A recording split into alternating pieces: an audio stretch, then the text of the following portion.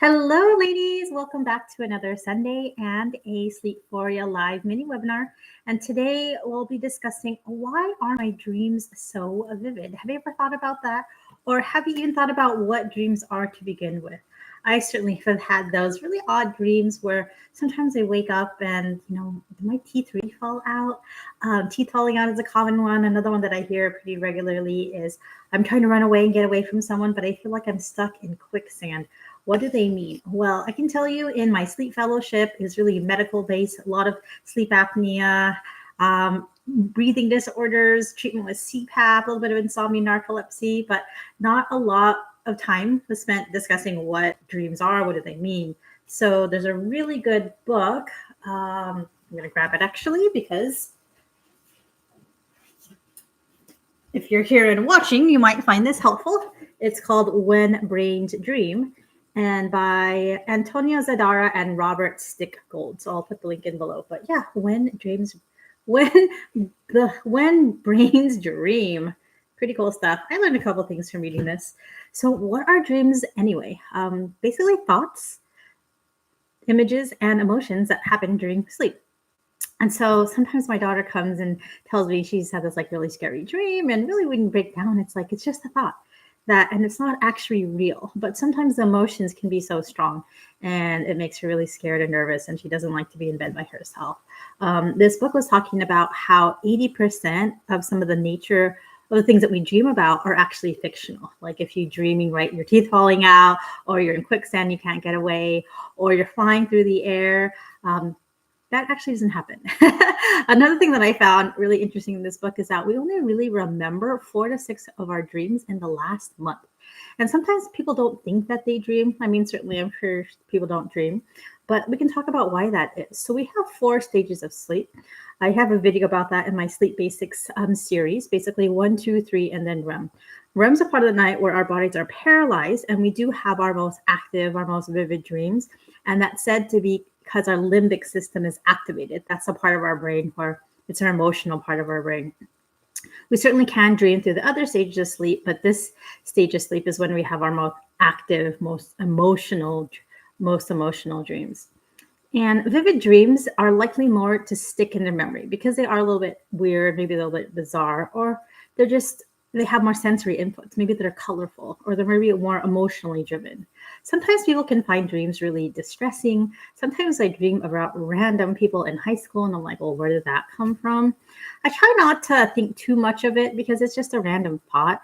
The book talked about how maybe our dreams are memory processing or emotional processing time. And then also in REM, your brain could be trying to file away different memories throughout the day, but also coming up with, associations. And they may not be true associations, but just weak associations.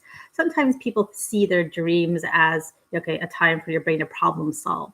But what problem is solved if your teeth are falling out?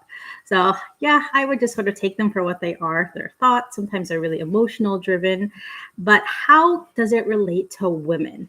And this one is really interesting. Again, as we know, if you've been following for a while now, is that there's not a lot of research done in women in sleep. It's because we're complicated. We have these things called hormonal periods and hormonal fluctuations throughout the month, and then we go through perimenopause and menopause. But interestingly enough, some of the forums talk about how women in perimenopause and menopause report having a lot more vivid dreams.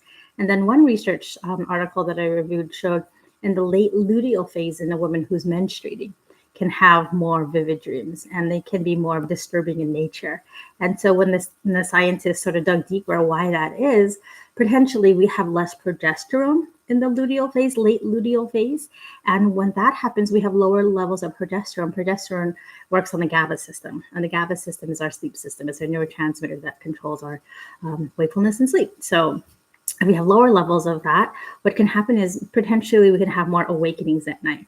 And that's certainly something that happens for women in perimenopause and menopause. For whatever reason, 40 to 60% of women have difficulty sleeping. Sometimes it's hormonal related with hot flashes. Sometimes we have more anxiety, ruminating thoughts, could be social factors. But when you have more disrupted sleep, you're disrupting the stages of your sleep.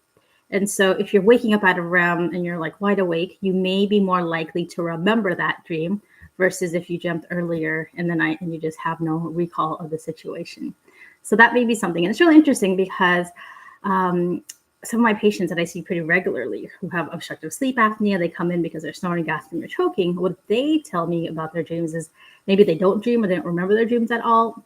Or on the opposite side, they dream like they're drowning or they just can't breathe or they're being suffocated. And literally are because their tongue is falling back and closing off their airway. So sleep disruptions through hormonal fluctuations, through a medical sleep condition potentially can lead to more vivid dreaming. And let's see what else. Well, medications. So medications certainly can disrupt their sleep or cause more REM sleep. One of them is melatonin. I don't know if anyone's ever taken melatonin, but I do have some patients that tell me they have more nightmares. There is I'm drawing a blank now, but one of the anti-malarial medications is associated with more dreams as well. Beta blockers, so blood pressure medications that sometimes we're on. So just think about like things that can disrupt your sleep, whether it be things that you're ingesting. Maybe you've had a lot of stress, anxiety, or even PTSD. Some of those folks have a lot of problems. I don't say problems, but have more nightmares.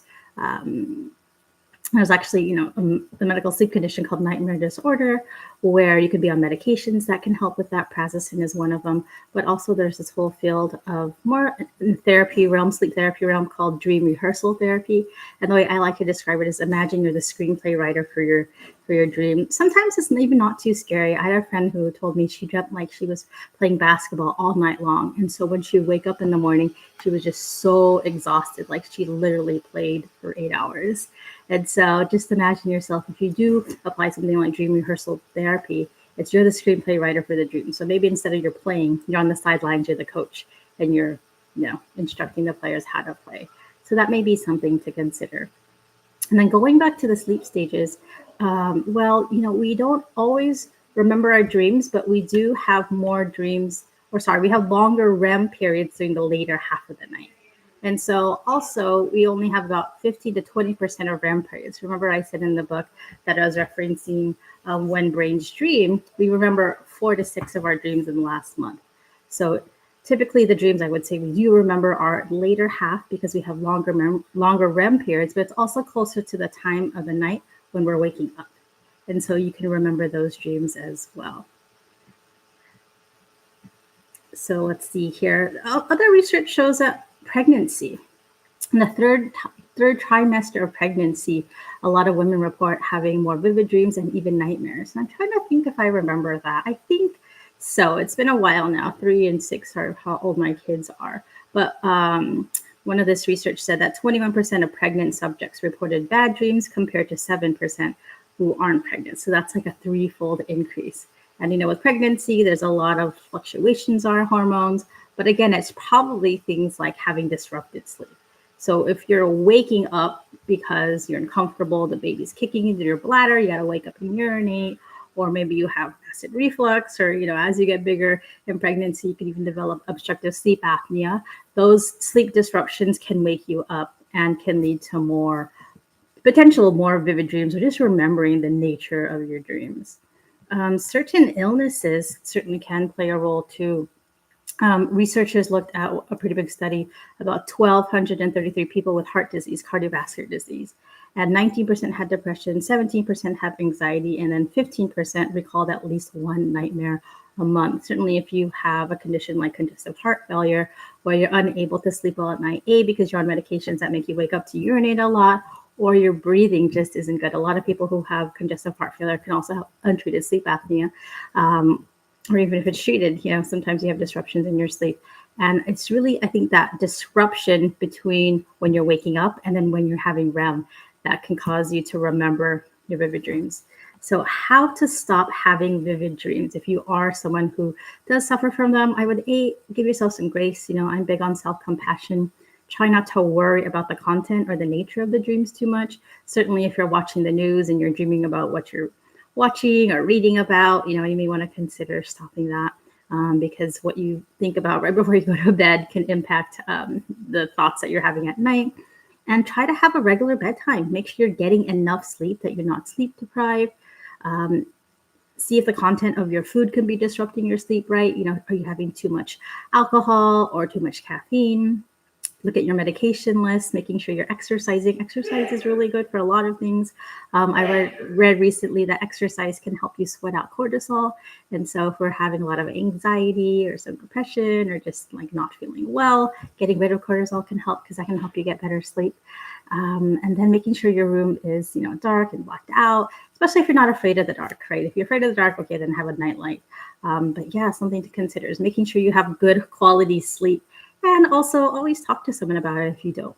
There are medical sleep doctors and also behavioral sleep therapists that are more psychologists that can certainly help. So I hope you found this video helpful. Having a bizarre, vivid dreams can actually be common and normal. But I would say if you do have them quite frequently and you're having daytime symptoms or feeling really tired or exhausted, or maybe you're getting to a point where you're afraid to go to sleep, talk to your healthcare professional about this. Hope you found this video helpful. If so, please let us know in the comments and subscribe for more. Have a great rest of your day. Sleep well.